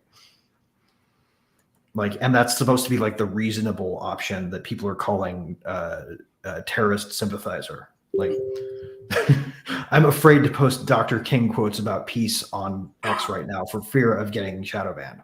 Yeah. For posting hate speech. We talked about this on Tuesday. Me and Lisa are on, I think, different sides on it. Yeah. But it's getting absurd now, narrative stuff, though. So the idea was like the same as Bin Laden thought, that we do something terrible and we piss off the United States, and they do something so bad, right, that they're the villains and that they lose. Right, and we stupidly incite all of the hornets to the one side. It didn't work. It did not work at all. Yet. Keep in mind we have mostly senile people who still think it's 1990 But we were never running really most of the power centers. victim, and when we were just like, hey, we're really pissed off. And did you see that really embarrassing Biden speech where he talked about how powerful the U.S. was? Ugh, which one? It was so cringe. It was embarrassing in how wrong it was, because the commander in chief is literally forgetting that the military is in kind of decrepitude right now compared to where it was when he remembers it is. There's an interesting part of that. Interesting that you bring that up. But where was I? We can't afford to fight. So the same thing. I think they're trying, and it's so fucking evil. Bankrupt. It's so but this is before the hospital thing. But it's so so bad that it's like they want to have casualties on their own side. Yeah. To make people. I know they're trying to start a fucking fight with Iran. Like, what's this? Why are they doing the Iraq thing again? They're not going. We can't let them do that again. They're like, Osama bin Laden is in Afghanistan. We need to go stop him, but first we need to invade Iraq. What? Yeah, well, they're doing it again. The whole goal is to get us. That I think that the bad guys really want us to go at it with Iran. There's 4 groups in the Middle East. Mm-hmm. There's the Jews, the Sunni, the You're talking about the religious subdivision of Islam, right? Like Shia and Sunni, and then you have like the Baathists. They're really not around anymore because those are the Saddam people. And then there are a lot more subsects. There's 4 big ones, and what's been happening the past 10 years. They're not really monolithic either. Is the Sunnis and the Jews have been working stuff out. Is it straightforward that are there no Sunnis who dissent from the peace and reconciliation process? No, but overall, it's they've been coming together. Which so you're using it as a useful shorthand to make sense of it. Which Iran does not like at all. Right. They're the Shiites that do not like it at all. And then I got to remember what the 4th one is, but because if there was peace, that would threaten their grip on everything. Right. Well, that sounds.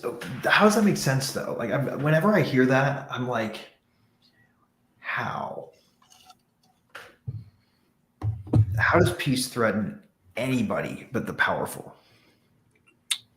They would threaten the status quo.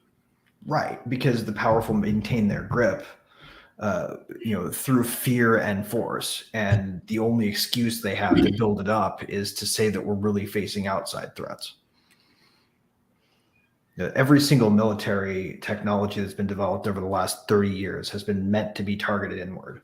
I also thought it was odd how fast the world jumped militarily. I think France already has troops and tanks there. Right. Like, isn't the reason most people are kind of terrified of the federal government the idea that they may go apeshit nanners and fly F-35s into the middle of Chicago and blow up your resistance movement? Yeah, they're turning drone strikes on the American people is why we're afraid of them, not because we think that they have any righteous claim on power. I think it's weird. I think every nation on earth is like that. I feel like regular people are regular people everywhere.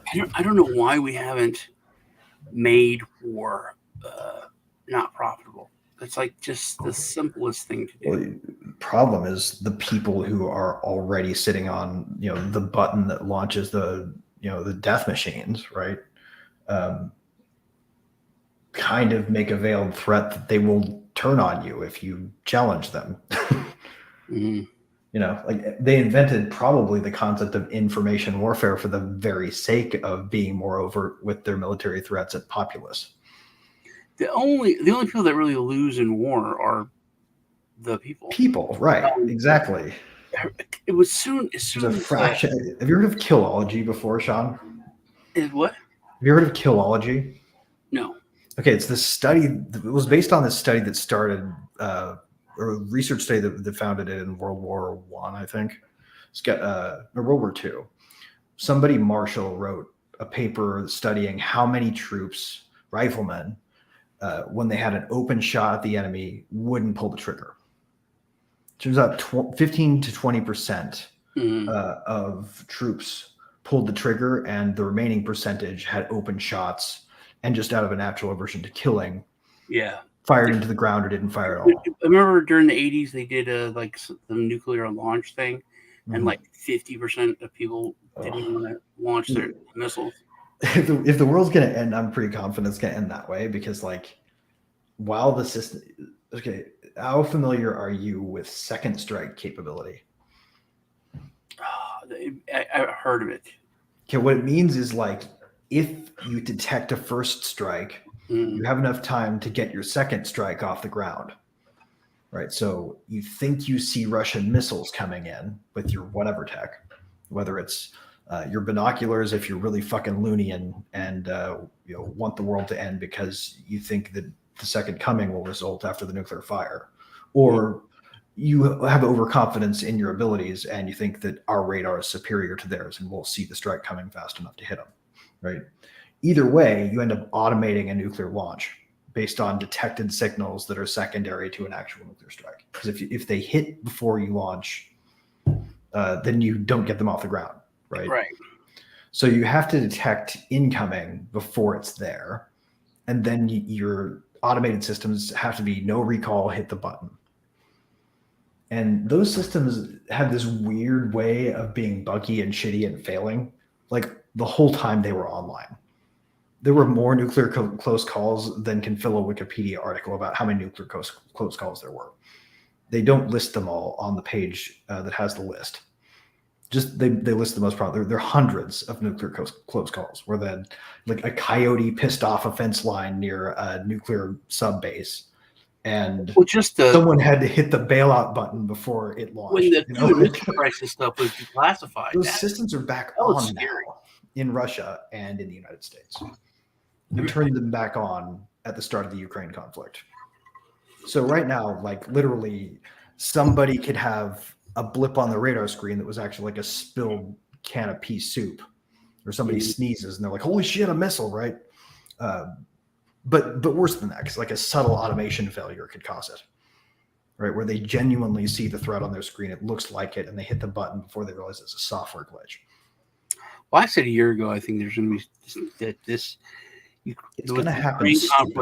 Something's going to happen nuclear. It will be nobody hits the button. It will be humans set up a system that auto kills the planet, and it was touchy and buggy, and a hair trigger went off inappropriately.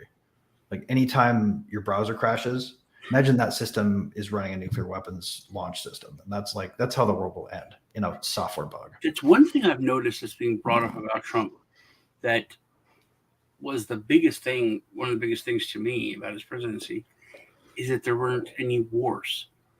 That it was like, the first time. No, there were wars. There were totally wars. He just didn't start any new ones. He didn't start any new ones, right? Which hadn't happened in right. A lot of presidents. What his presidency demonstrated was that the president doesn't really have any power of the military, unless they do what the military wants. The military-industrial complex is going to do its damn thing. Syria did not end, even though he ordered it ended. Obama planned and campaigned to shut down Guantanamo. Do you think that happened because he didn't want to after he got elected? Or do you think he got into power and said, nope, no, sir? He did more drone strikes. We'll get right on that. He did more drone strikes than like anybody. 12 to 18 months before we have a preliminary opinion on whether you can. Something I wanted to say. So Biden hinted at the draft coming back and conscription. That is so awful. So I got it might be a distraction. I got a little freak out. I'm like, we're got my kids. Dude, we're fine. We're too old to be drafted. No, it can go to 45, but usually goes 18 to 25. But they'll kill off all of our young people before they come for us. Someone on Twitter said something about illegal migration. So I researched I found that all immigrants are subject No. to the draft. That's fucking evil. Not documented and non-documented. You know, if I were the Club of Rome and I wanted to reduce the population size by 3/4, I would set them to sea shooting nukes at each other safely out of range of New Zealand. And I'd hang out there and I'd watch while we built new ships for them to die in big ocean-going coffins. That it put a lot of things in perspective of, all these people that are coming in. Just saying, not financial advice, by the way. Financial advice. But that I was shocked. And then I thought, how are they going to know about the non-documented immigrants? Dude, are you kidding? Every one of them has a smartphone. Every one of us has a smartphone. How are they going to carry around tracking? They're going to have to round them up. Right, which they're going to, but they've proven they can do quite effectively, right? Remember the geofencing warrant that they probably illegally executed in DC, right? Like, you want to round up everybody who is somewhere on a certain date, check the cell towers by the border, find the unique IDs, track them to their current cell towers, issue a geofence order, send in the Marines, right? Like, you can round them all up, and they can. Cheech and Chong, I remember that's when I first learned about like the INS and the that they would take Mexicans and they would send them back to Mexico, and they just rounded them up and put them on a bus and then sent them to the border. And it was Cheech and Chong, it was goofy, but literally now I could see that they're rounding them up, put them on a bus, send them to boot camp. That's a scary thought. Well, it's a scary thought until you realize the fact that they don't have the capacity to get us to do any of it if we don't cooperate. Right. Etienne Lebeddy is still right. If they have to carry every one of us because we refuse to move our bodies like Julian Assange coming out of the embassy, you do remember we don't have enough manpower. You remember COVID, right? They were like, dude, not a lot. The reason COVID worked was because people went along with it.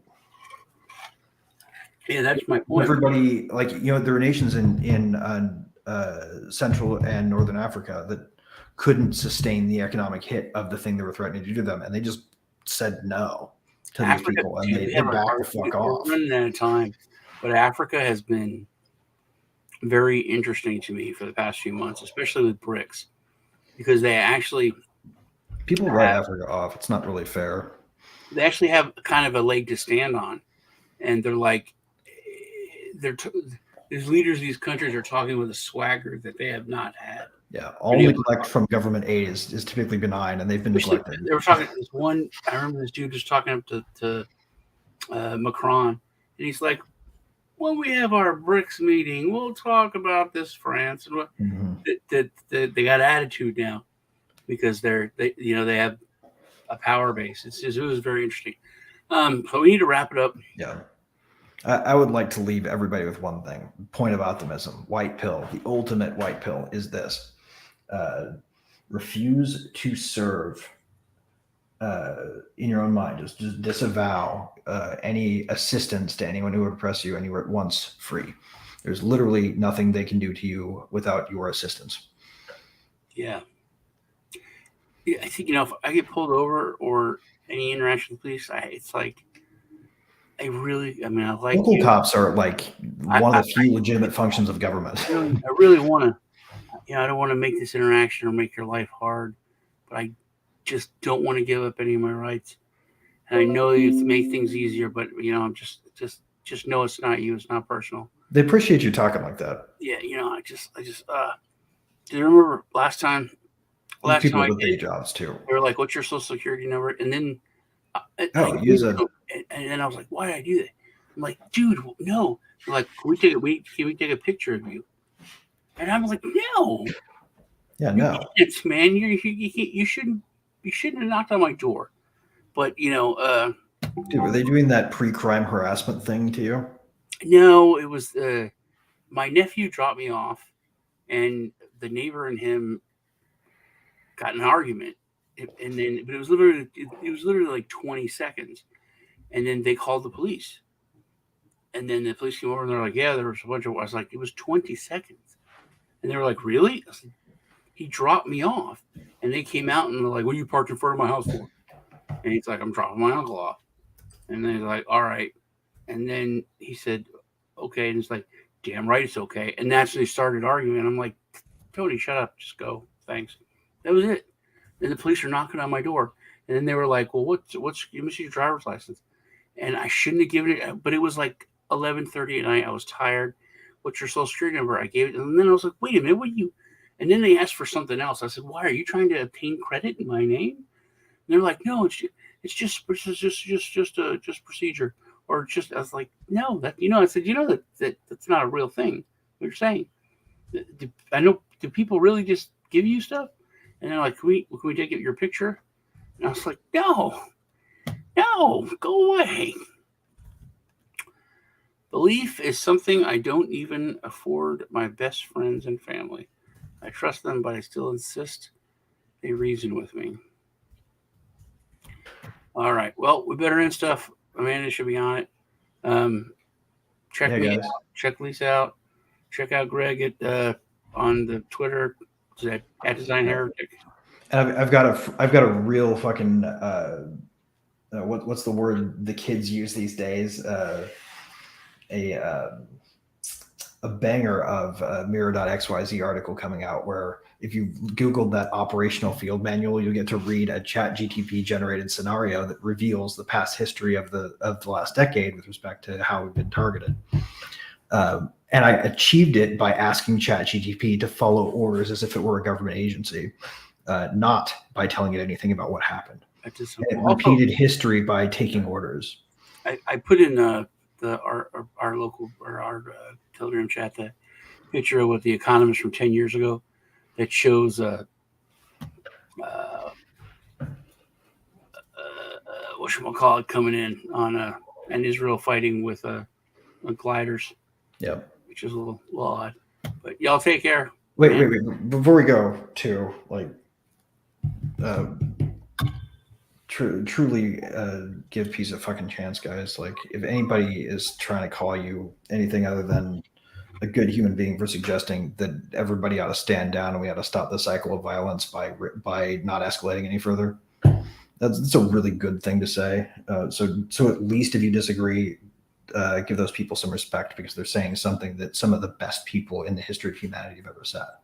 Like, calm that shit down. We don't need to be bloodthirsty. That's what fucking savages are. It's not evil to be peaceful. It's strong. Anyway, that's what I'd like to leave you guys with. Good. Very good thing to go out with. Love y'all. America's not the government, people. The America is you. It is the Grand fucking Canyon, the Rocky Mountains, the deserts of the Southwest, the Pacific fucking Ocean, the Atlantic fucking Ocean. It is the grandest continent. And what the fuck have you people done? You have turned yourself into sheep, every goddamn one of you.